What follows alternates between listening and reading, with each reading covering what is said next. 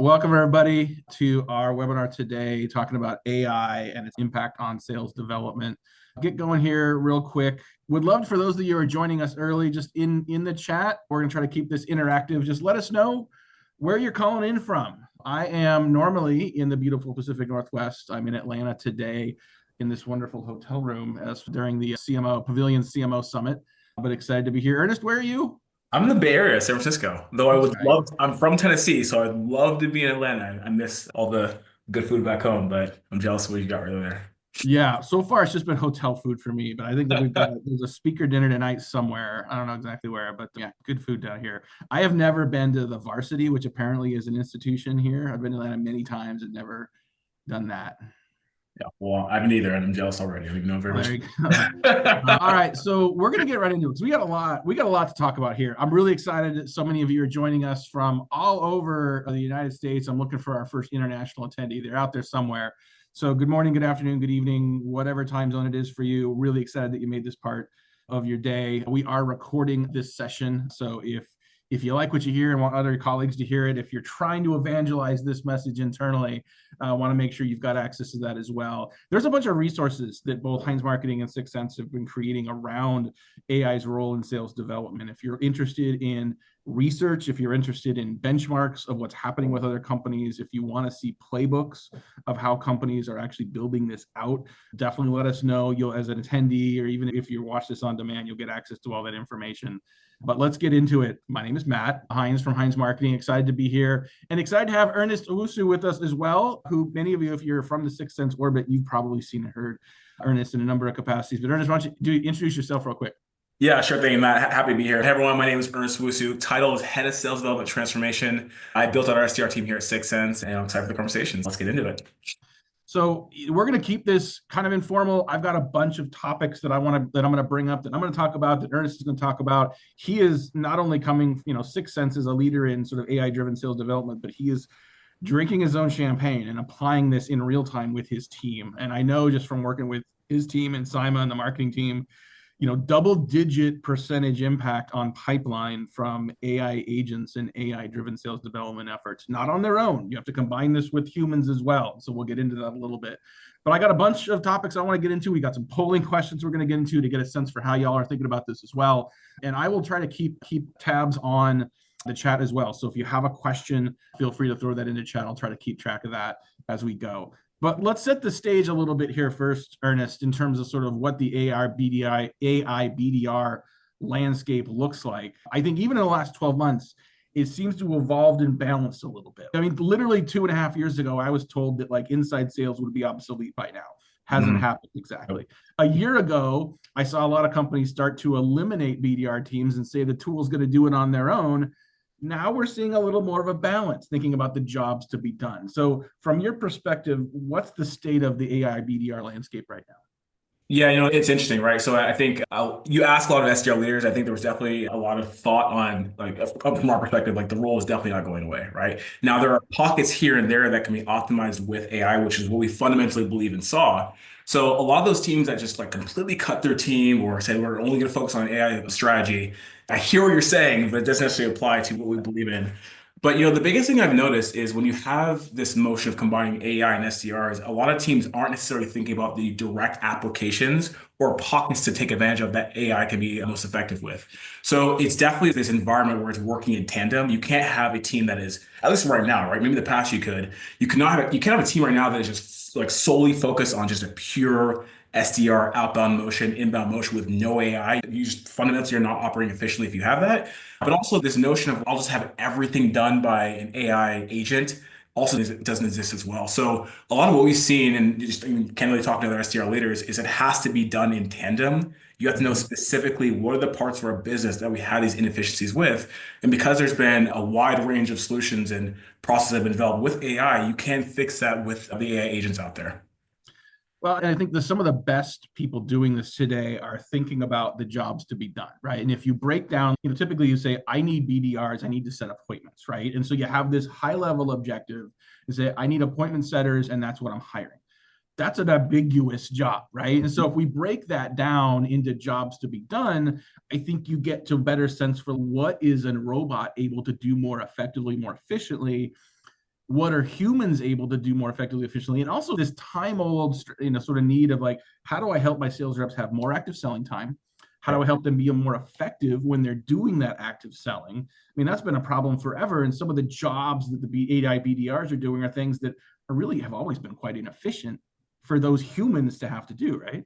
Yeah, I completely agree. And I think that's the missing link as to some of those companies that said we're just going to completely eliminate the function and have them focus on AI solution doesn't necessarily work out for them because they don't necessarily know what the exact jobs to be done are. So think about the two main motions of an inbound team versus an outbound team.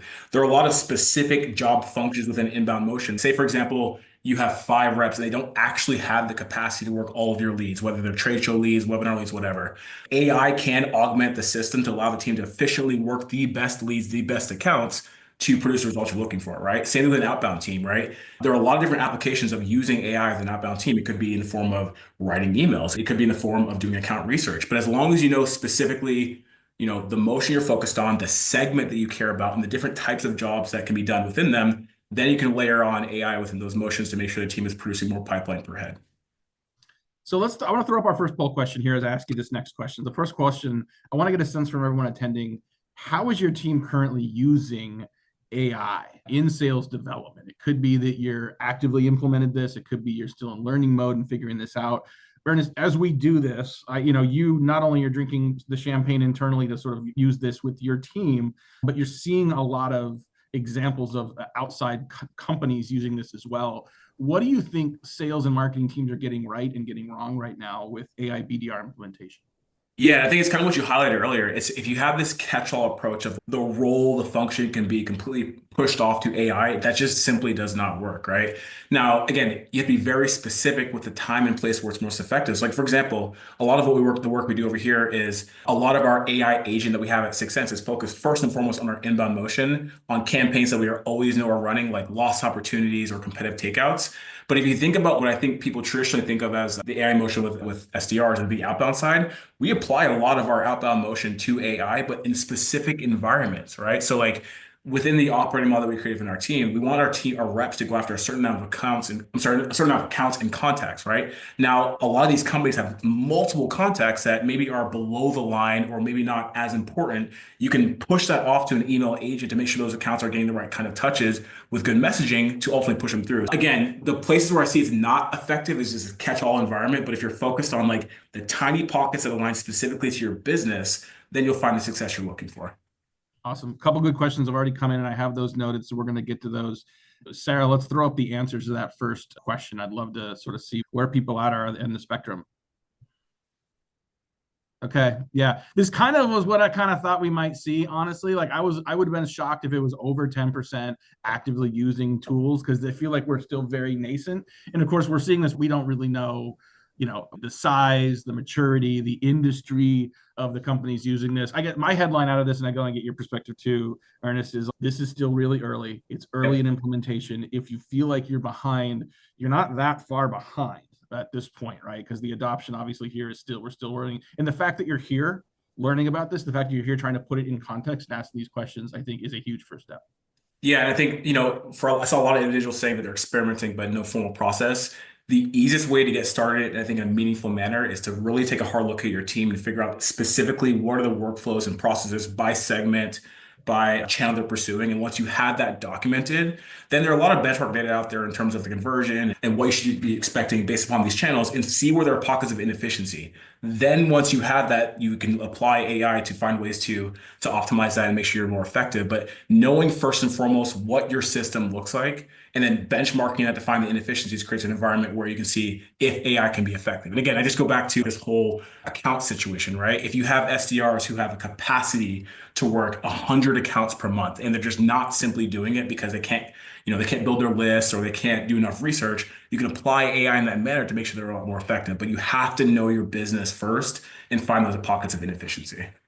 So let's step from not doing this to doing a little bit of this. So usually, like I'll say, what does great look like? Let's table that and let's talk about what good looks like. Okay. So if someone here is saying, I want to start thinking about how to adopt this, would you have a case study or sort of a best practice of what a good starting point AI BDR motion would look like?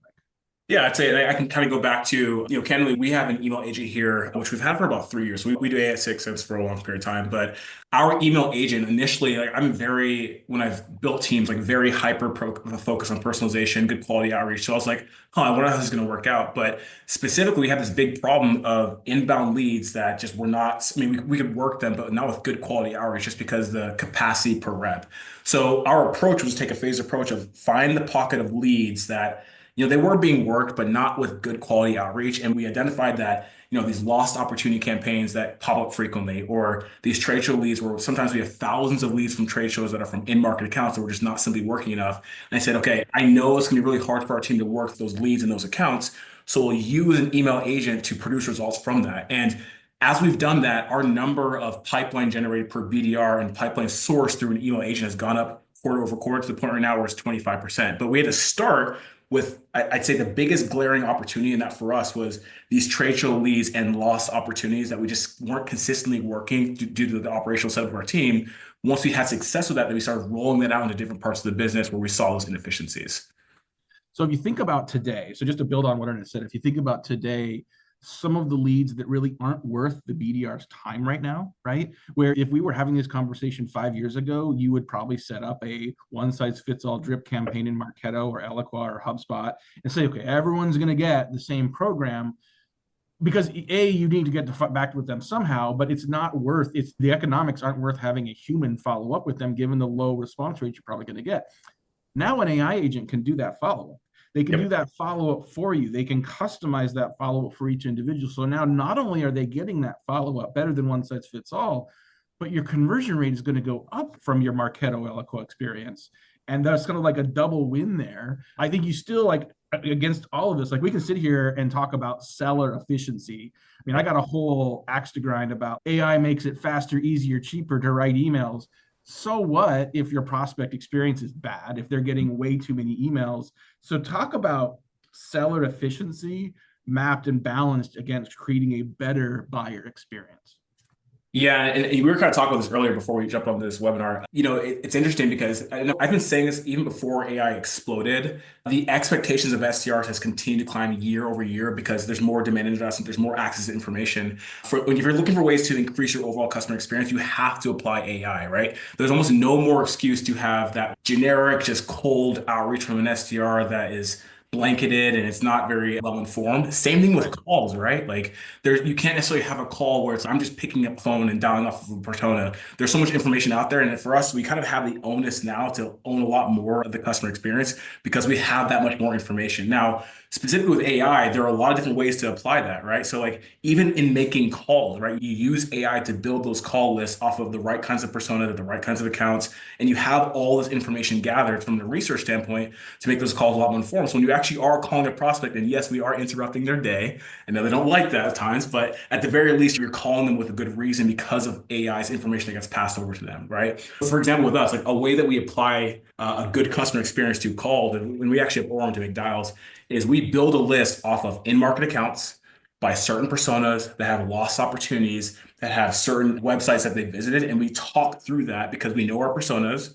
We know that we previously spoke to them. We know what they're doing research on. And that experience the customer is facing is at the very least, even though we are still calling them, they may not like it, they can at least respect it because they know that we've done our research. It's a lot easier for us to do that as opposed in the past.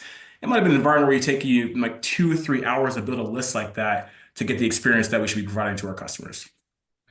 All right, so I was going to ask because I didn't want to make this like a huge just hype cycle for AI because we got to talk about pitfalls. We got to talk about some dumpster fires here as well to sort of put a little reality into this because it's not all bells and whistles and honeybees. I just made that up. But I want to get to Chris's question here, asking about sort of what can sometimes be this vicious cycle of, okay, it's late in the month, it's late in the quarter, I'm pursuing the deals I got to pursue, and I'm not putting enough energy in those early stage opportunities, especially those that are stuck.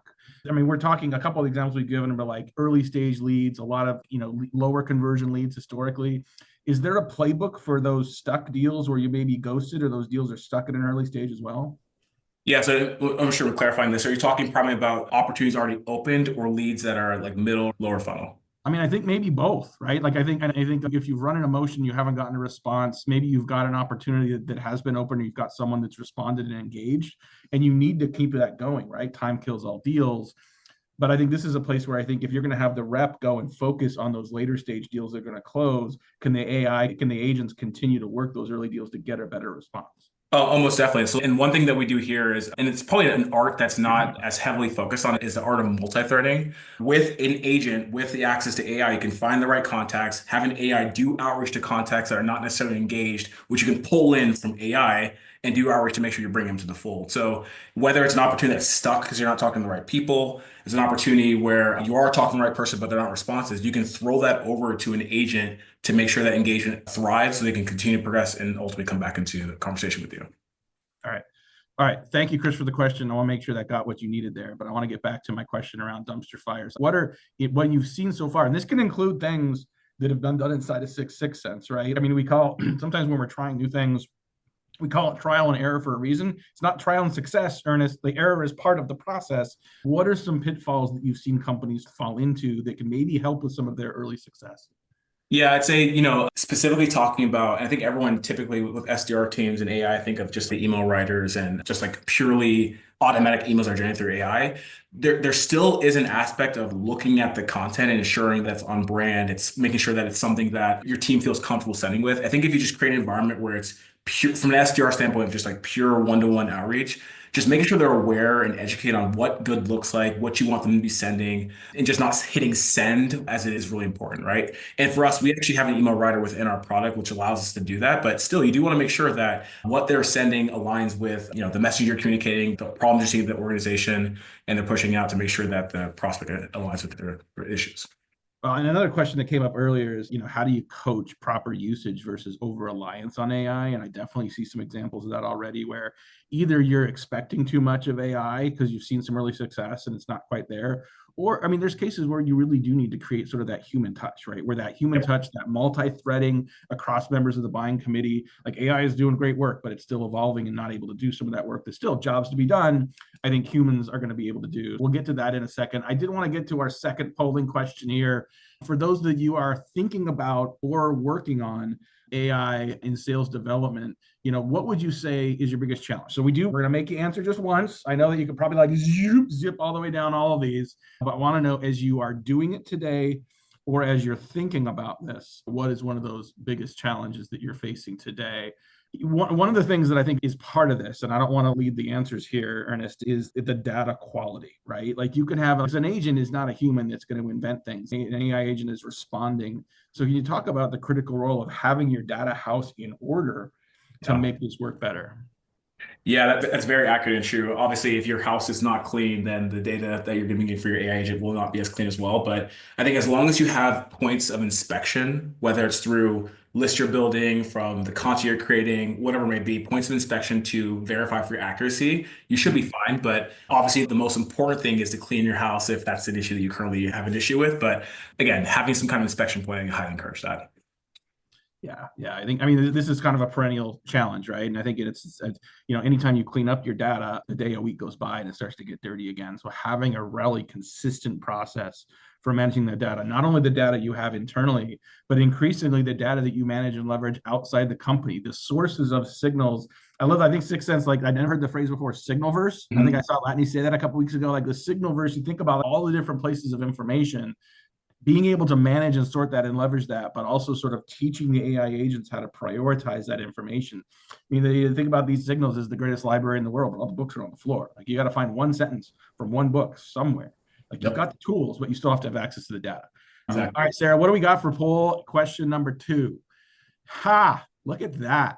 So I like seeing data quality and insights high. Would love to, if you did answer other, would love to see that in the chat as well. But implementation and execution. Shocker, Ernest, that get best laid plans don't always see consistent execution and implementation. And whoever answered this, if you need some playbooks and services help, I happen to know a consulting firm that might be able to build you some playbooks and systems to be able to do that. But like Ernest, in your experience, having seen this, what are some of the common challenges and reasons why we sometimes have this gap between strategy expectations and then getting it actually done on a Tuesday? Yeah, I think so. I actually saw a comment in there. I think it aligns with this. There's somebody mentioned that like they do want to implement this and they do see the reason behind this, but getting buy-in from the team is also a challenge. I think sometimes teams aren't necessarily aligned on the specific KPI or objective they're trying to achieve with this. And they're not necessarily aligned on whether or not this actual solution will solve that. And if there is that alignment fundamentally, then it does make it challenging to actually build this strategy and execute on it. So again, if you can make it simple, rally around maybe 2 or 3 KPIs that are specific to the business that everyone's aligned with, and then obviously identify this solution as a way to fix it, I think it's the easiest way to do that. So a couple things in the chat here are super interesting, and I've heard this as well, where, if you're a marketing or RevOps team and sort of implementing these tools and doing it with the goal of sort of improving the success of your sales development team, I know a lot of salespeople that see AI as an existential threat, that they think this is the beginning of the end for them. And so it's a combination of a little bit of pushback through fear, as well as just knowing that if you're going to implement, this is not just turn a tool on and keep doing what you're doing. There is a change in process and workflow that's required here.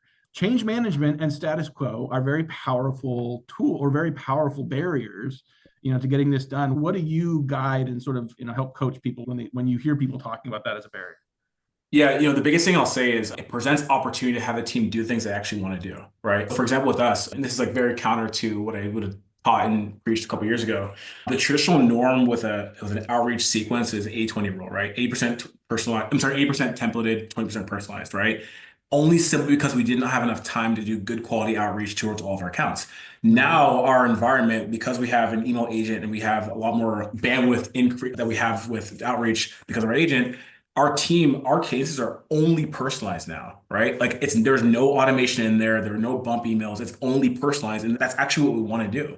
We want to spend more time making good calls. We want to spend more time doing good quality research and like actually finding something interesting to say to someone.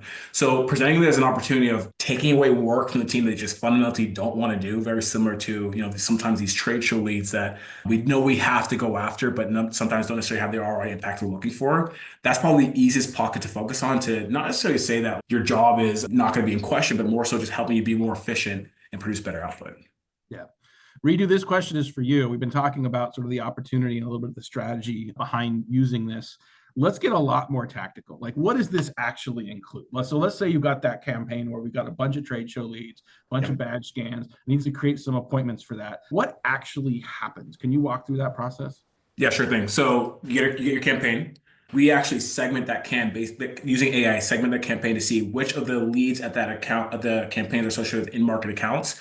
The leads associated with in-market accounts still go to our SDRs for good quality outreach. The leads that are not with in-market accounts, again, using AI, go to the email agent. We build a campaign, which our demand gen team creates. We build that campaign leveraging components that are associated with the website activity they have or any kind of intent data that we have from the account, as well as the actual campaign, and we market to them. Now, it kind of goes in a couple layers, right? So as I mentioned with a trade show, we'll focus primarily on these in-market account leads because that's the ones we care about the most. We know have a higher conversion rate. Now, on the back end, those other leads from the trade show that maybe we're not actually doing outreach to, we're relying more on email agent, we still have the ability to call. So all of those leads will still be in a campaign for us, and we'll see that they're part of this campaign, they're part of this trade show, and we can set up call books to make sure they get additional touches. So in theory, what's happening is you have two kinds of leads. You have leads from in-market accounts, you have leads from non-market accounts, but they're still getting the same kind of consistent outreach from a multi-channel perspective, except the main the main email aspect from an agent is going towards accounts that are from low market accounts versus the ones that are good go to our team. So it's kind of separating between the leads that you care the most about versus the ones that are not high priority. I love the way you segment that. Like, I think about that sometimes as like proactive, reactive, no-fly zone, right? There's the companies that I've defined my ideal customer profile, and there's the companies that match that. So those are really hot leads. And so again, this is a business decision. You can say those are going to go straight to an AE that's going to do personalized one-on-one. You could put those in an AI agent sequence. I think if right now, if we record this in still early 2025, I would segment those and have your humans work those higher priority leads. Exactly. Those reactive ones are those that maybe meet some of the criteria of your ICP, but you don't want to just throw them into a general nurture. So the AI agent is going to improve the personalization and improve the response rate from that group. Do you have a strategy for the no-fly zone for like people that may have come by the booth, but just clearly are not like anywhere close to in market? It's more or less the same thing, right? So if they're not in market, then again, if these are like still target accounts, then the AI agent will follow up opportunistically. And if we get a meeting, they can send automatically to an AE's calendar. But If these are contacts that we don't really care too much about, they're not from target accounts, we're definitely going to pass those to the SDRs, which honestly they appreciate because in the past we would have had to work those leads, which, ideally isn't something that we want to have them do. Okay, so I'm curious your answer to this, and this was not in our prep doc, but this is the question that I get this too. Where we are today with AI agents, and Kim brings up a good point, kind of sounds like marketing automation, right? Where we segment the list, where we have some of the list gets an email, some of the list gets a phone call, some of the list we MQL and sort of our MQA and push them along.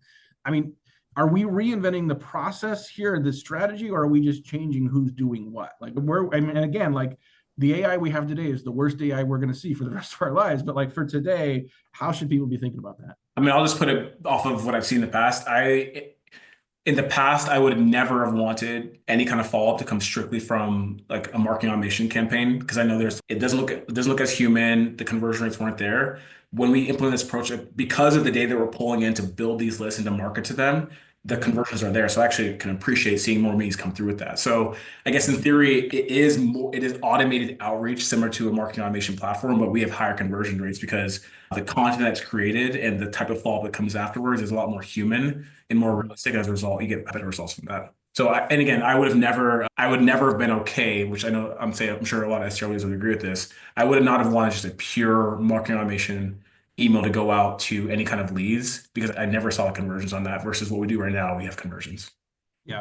You were talking about sort of filtering those leads. I mean, what are the different data elements that you're able to use to sort of segment and sort of profile those leads and sort of enrich those leads to decide where they're going where? Yeah, so it's the fit of the company, it's the fit of the contact, the engagement that they have, obviously using 6sense to build certain accounts by, the website they're going on, the intent keywords they're doing research on. Obviously, the data you have in terms of just CRM lost opportunities. But that list building can take time, and obviously having AI do it for you, aside from just our email agents sending out the emails, makes things a lot more effective. Yeah. Yeah. And I think, right now this is very focused on sort of an email function. I know that there's technology that's evolving around sort of, being able to use someone's voice to be able to interact with someone in a social channel. I mean, there's smart chatbots that are doing this sort of on websites that are using the same sort of real-time intelligence. Earlier question came up and I want to address it here. Do you tell people this is an AI agent versus a human? How do you do that? Well, I got something funny for that. So actually, I have an email agent in my name here at 6sense. And I've been to trade shows and our agent has talked to people and I did not actually talk to them. So it's kind of like a funny situation where the agent who was assuming the role of me interacted with people that I know and they had no idea. So I guess I don't necessarily tell people, but our team does do that though. So like part of our process, especially if it's an outbound perspective where the agent is emailing them, we'll say you might have received an email from one of our agents, which kind of lowers their barriers a bit more and makes it a lot easier for a call. But I personally have never done it, but our team does do that. Yeah. Yeah.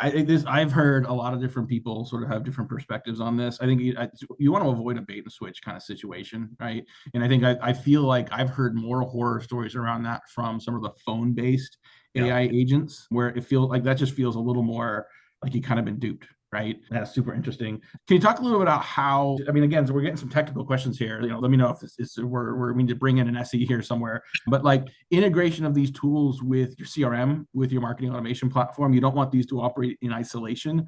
Do they have to today or can they integrate? That's technical, but I'd say we still have campaigns running through Marketo. We have obviously our email agent that we're running with different kinds of motions, but I think it depends on what you're focused on. For us, it's more of these like direct outreach type plays that the BDRs can't run that we primarily focus on using our email agent with, and then any other kind of program that's like traditionally marketing would go through marketing automation platform. So you can have them work in tandem, but for us, my main focus is outbound or post lead follow-up or campaigns on lost opportunities or campaigns towards competitive takeouts. That these are things that we always have to do, but it's inefficient for the team to consistently build lists and go after them on their own. So if we're doing this linearly, we're talking about some scenarios where you've got some leads or some engagement, you're triaging those, you're sending some to sales, you've got some for an AI agent doing it. It gets kind of messy from there, right? Like some respond, some don't respond, some engage and then go quiet, some get further and then don't engage. You've got, even without AI agents, most go-to-market motions today, if we're using the traditional funnel, marketing owns the top, sales owns the bottom. In most more advanced systems, you've got, so the funnel's not split horizontally anymore, right? It's kind of like vertical with a diagonal bent. And so it gets messy as you get into the deals, and it gets even messier when you're doing lead to account mapping, right? Where you've got the lead that came in, but now I got to associate that with someone else. What are some best practices and or pitfalls when you're sort of leaning into that complexity that, honestly, we're all excited about answering all these questions, but, what can the technology actually do today? Yeah, it's kind of the same thing we had in the past where like sometimes sales teams would get frustrated or not necessarily know whether or not a company was in a campaign. All this can be pulled into Salesforce. And just, at least from our email agent that we have at Sixth Sense, our team actually has a view of every company and every contact that's in an email agent campaign. So we can determine what to do from there, right? And if an opportunity is sourced and pushes to a certain stage and the AE or SDR don't want that account or those contacts in that agent, then they can pull it out, right? So as long as you have visibility through reports and dashboards to make sure the team is aware of who's in what kind of responses are coming through, then you should be fine. Yeah, let's not pretend that AI is going to fix this any more than social selling fixed this, or that marketing automation was in fact automated. And we're going to get into some sort of misconceptions around sort of AI agents here in a minute. Sales and marketing alignment is messy. Attribution is messy. Like getting just the manual teams to work together is messy. And I actually think if you just apply AI agents in a set it and forget it motion, you're actually moving your motions backwards. Yep, I agree. And we're going to get to that here in a minute. I want to spend a little more time. We got one more polling question. I want to spend some time debunking some myths that we often hear in the motion. Then we're going to have plenty of time for additional Q&A. So keep those questions coming in. I appreciate everyone throwing those in here. But Sarah, let's throw our last polling question up onto the screen. And really in this one, we want to get a sense for, we're talking about AI in the context of sales and marketing alignment. What is your biggest pain point? What's your biggest priority in getting those teams to work together? Ernest, do you feel like AI is helping or hurting this conversation around between of alignment? I think it can only help, right? Because it's making things. I mean, I agree. I hope. It makes things a lot more objective. Like all the confusion or ambiguity or conflict that happens between sales and marketing, rely on AI to solve that problem for you and just kind of let things go from there. It should be helping. And for us, we've been doing AI at Sixth Sense for a number of years now. And I can say that this is the first time I've been at work where there has not been really bad sales and marketing alignment. And yeah, I think it should be helping. It's a whole nother webinar, right? It's a whole nother discussion around like how to actually make that work. Because I think like just AI agents is just another element of, sort of change management and thinking about who owns what. There's still plenty of organizations where, the marketing team is worshiping at the altar of the MQL. And in some cases, MQLs can be productive, but they're not the be all end all. And too often it's a vanity metric that's actually counterproductive to where you want to. We get back to sort of change in culture and how those teams work together and jobs to be done, whether they're sales versus marketing versus CS. We're not even talking here about what AI agents can do on the CS side, which is a whole nother fascinating topic. But let's see what the poll says. What do people think in terms of sales and marketing alignment? Top priority, stronger collaboration.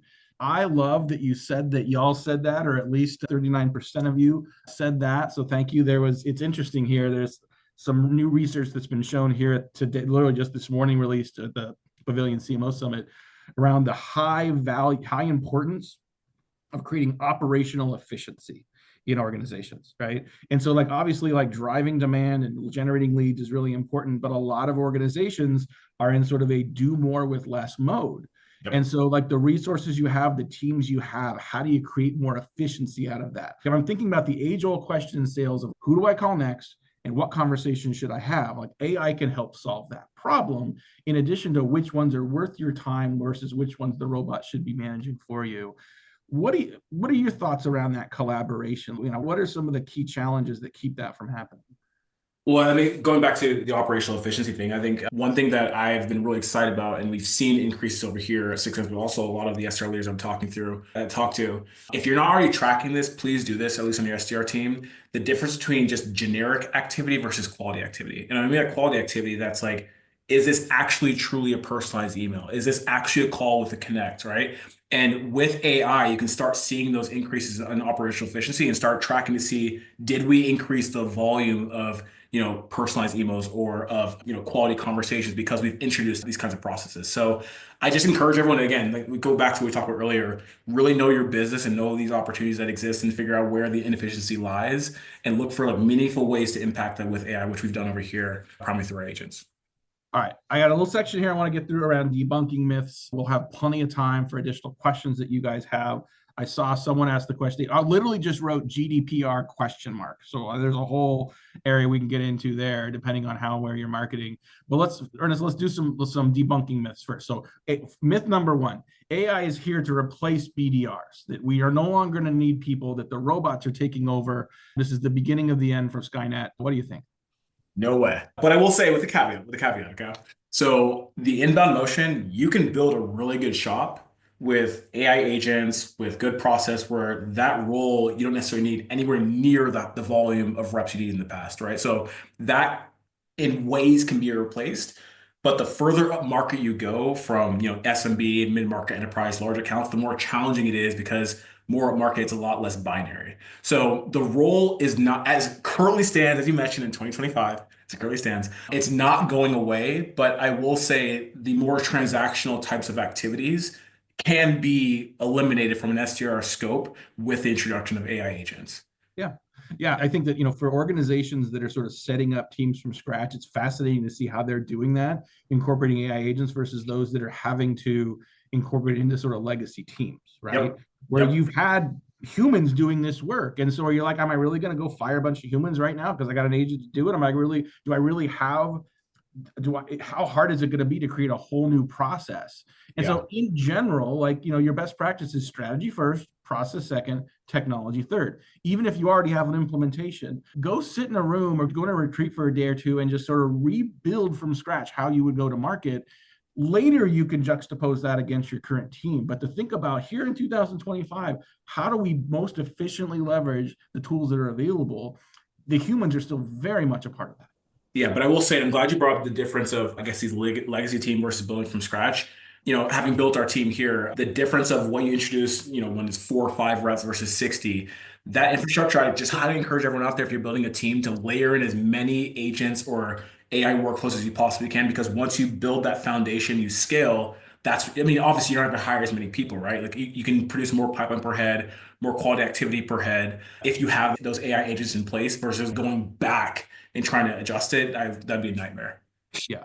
Well, and depending on what your goals are and what your pipeline mechanics look like and how fast you're trying to grow, I think Tracy's, sort of strategy of manage out low performers anyway, which you should be doing no matter what, right? You don't have like rehire for the seats that you need, but over time you're going to have more specialized BDRs. You're going to have technology that can do more of those jobs to be done, and absolutely have someone that can manage both of those.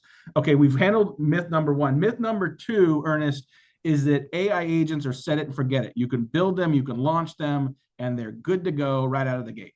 Not a chance. Not a chance. So again, like part of this too is, you run your agent, and I'll just kind of go back to our experience with when we first introduced our agent over here. We started doing with a lost opportunity campaign. So we saw the results from that campaign. We said initially, and then we adjusted through time with different personas, different messaging that we learned through time. So it should never be a set and forget it. Even specifically, as I mentioned earlier, there has to be some kind of level of inspection to make sure it aligns with where you're going, how things have adjusted. And I think if you just do set it and forget it, you're setting up for a situation where you're not getting the results you're looking for. Not only that, I think the analogy of treating an AI agent like a new employee is actually pretty dead on right now, right? I mean, it's an empty vessel. They don't know crap about your business, right? You have to train it. You have to onboard it. You have to test it. You're putting a lot of companies put reps through certification and testing before they put them in the field. Stress test your agents as well to make sure that they're working, and know that they're going to need to be retrained over time, right? Like your reps don't just automatically learn new messages, new product features, new ways of selling because you feel like it. Like your agents, your humans and your agents are going to need that constant feeding as well. So definitely need to make sure you sort of have that ongoing plan to help with that. Can we talk about AI's impact on relationship building? So I think what's interesting is I have a lot of, and this comes from, my dad sold Caterpillar tractors for 35 years, long sales cycles, very relationship driven. A lot of companies still, industrial markets, healthcare, selling long sales cycle stuff, like it is human to human. And I don't think an AI agent can do anything in that process to help. Yeah, it's interesting. As I mentioned earlier, the more upmarket you go, where it is a lot more relationship selling, it's a lot less transactional, less binary. That's where I just don't believe quite yet AI agents are there. But I will say there are aspects of AI that can make you a lot more effective in relationship building, right? Part of relationship building is building rapport, is getting trust with your prospects and your customers. And with access to AI, where you can do a lot more research, dig deeper into profiles, analyze call to figure out like what this person's sentiment is, it is actually easier to build rapport and build a strong relationship. But again, like purely relying on an agent to build rapport with your executive buyer, in my opinion, we're just not quite there yet. Maybe in due time, I'd love to see it. But as I mentioned earlier, the more upmarket you go, where it's a lot more relationship focused, it's a lot more challenging to introduce an agent right now. Yeah, I mean, this technology is moving at a pace that I've never seen in my, short time on Earth. And, I think, just, having done this long enough, you go from just random acts of marketing to having some tools that can sort of manage and organize your relationships with customers, to having, nurturing tools and scoring tools, to now being able to have that one-on-one conversation at scale. I mean, what this is going to be doing in a year is going to change dramatically. Let's address again as we sort of wrap up sort of our Q&A portion of this, and then I've got one more question on my list that I pulled out from folks that I've seen here. If you have a question that you want to get to Ernest or myself, make sure you throw that in now. We'll spend up to the next 15 minutes answering those. If we're out of questions, we can end early. Again, for those, I find a lot of people are intimidated by AI. Ernest, and I'll say that I can be one of those. Like I've been doing this a long time, and sort of things moving this quickly that sort of change the nature. It can be hard to get started. It can be hard to sort of accept how fast these things are going. And so I hear sort of these existential threat conversations, not just with sales reps that think they're going to get replaced, but from go-to-market leaders, which is what we have a lot on the call here today, to say, like, how do I do this? How do I get started? It seems like it's moving so quickly. Is it even worth getting started now if the rules are going to keep changing over the next few days, weeks, months, hours? When you get that question, like, what advice do you give people? Yeah, I mean, I can say I was in that bucket, right? When we got our agent about 3, 4 years ago, whatever it was, like I did not want that agent to do an outbound motion because I've always been, as I mentioned, high quality outreach. My team owns the account. We own the entire process. But part of it was I had to just kind of trust and experiment and determine like the best applications. It's totally fair and valid, especially as someone who's been doing it for a period of time here at 6sense, to have those feelings of intimidation or nervousness about applying it. But I would just encourage you to find one tiny use case, start small, and then see results and start building trust from there, which is what I did. Yeah, I'd recommend the same. I think it's the same, like for me, over the last 2 years journey of just, just playing with it, just getting in there, like finding scenarios. Like there's so many early adopters that are doing this. For those of you that are on the webinar here today, you're going to get as a follow-up some playbooks that have very specific plays that you can run using an AI BDR agent. You don't have to do them all. Pick one. Don't do your whole list. Pick a segment of your list. Don't do every event. Do your next event. I mean, just literally don't do your whole sales team. Do a segment of your sales team that you think is going to be more likely to lean in on this and be willing to test it out, that maybe is a little more risk adverse or a little less risk adverse, I guess, and let that be kind of the tip of the spear for you. So no, I think that's good advice. The question came up earlier. I don't think we addressed it yet. How do you coach reps to find the right balance between using AI agents and sort of doing their own work? And I guess like part and parcel with that is, how much of is this dictated by those in leadership defining the motion, and how much of this can be managed and optimized by the individual sales reps? It's interesting, right? Because we didn't like explicitly tell the team to start using AI agents and, ChatGPT, things of that nature. They just naturally picked up the interest in it. So we just saw from the grassroots coming up, our SDRs, like in calls, were using, the information they have in 6sense, our ChatGPT to, have a better conversation with their prospects, or to craft their emails, or to do better account research. So I think the current environment of SDRs, there's some kind of expectation that SDRs want to start doing this kind of stuff. So for us, it definitely wasn't this like hard push where we just said, we need you all to do this. It was actually welcome because they're already kind of doing some elements of that. So we found ways to introduce into our overall workflow. Yeah. No, I think that's smart. I think so. I like this question from Ritu. Let's ask the hard questions, right? Can people just build this themselves? Right? Is this something you can build yourself, or do you really have to go to a third party platform like a 6sense to get this? Yeah, I think it depends on, again, it depends on what you're trying to solve for, right? So obviously with 6sense, we have access to a ton of data, right? So part of the reason why our email agents and our AI writer and all the data we have is effective is because we have a 6sense, right? If you purely are just looking for a way to craft an email, you could probably just build on your own. If you're purely looking for a tool that's going to help you do better research on an account, you could probably build your own tool. But again, if your issue is conversion, or if your issue is speed or capacity of accounts or leads per rep, then think about different solutions if you can't build it on your own. But again, and this all comes to the fact that if you think about the fact that we have an email writer in our product versus Chat GPT, which these are both agentic technologies, we will have greater success with our in-product solution because it's pulling data from 6sense. So just be mindful again of what you're trying to solve for before you build on your own. Yeah, I do believe that AI is going to continue to democratize coding and product development over time. I've also seen a lot of carnage from companies saying, oh, we can just build that ourselves, right? Yeah. And just know that a lot of these tools and capabilities and platforms become ecosystems, right? And so if you built your own CRM as opposed to sort of, Sugar or Salesforce or something else, the other tools probably don't connect with your custom home built CRM, right? And so there's a cost, time, and opportunity cost element that you definitely want to think about there. Exactly. Awesome. Well, I mean, I don't see a ton more questions here. Is there anything we didn't cover, Ernest? I feel like we've covered a lot of ground here, but are there any points or things that you've been thinking about that we're not covering yet? Yeah, just to kind of echo what I've been saying this entire time, I do firmly believe that the scope of work with an SDR function will slowly start to decrease because of the development of AI and AI agents.